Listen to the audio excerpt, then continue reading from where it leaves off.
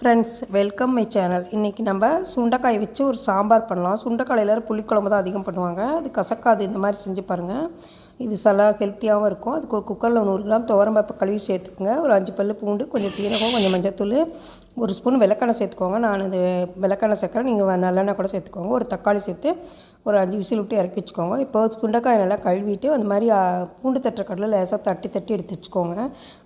Cut பண்ண வேண்டாம், colour மாறிடும். இப்போ பாருங்கள், எண்ணெய் ஊற்றி கடுகு, உளுத்தம் பருப்பு, சீரகம், பெருங்காயம் தாளிச்சிட்டு நம்ம தட்டி வச்ச சுண்டைக்காய் சேர்த்து நல்லா வதக்குவோங்க. இப்போ பருப்பை நல்லா மசிச்சு வச்சுக்கோங்க உப்பு சேர்த்து.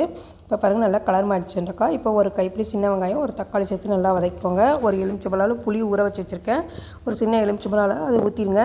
1.5 ஸ்பூன் சாம்பார் பொடி சேர்த்து நல்லா கலந்து விட்ருங்க. புளியும் சாம்பார் பொடி நல்லா கொதிச்சதுக்கப்புறம் நம்ம கடைஞ்சி வச்ச பருப்பை சேர்த்தோம்னா சூப்பரான சுண்டைக்காய் சாம்பார் ரெடி ஆகிடும். எல்லாம் ஒன்று சேர்ந்து கொதிக்குது.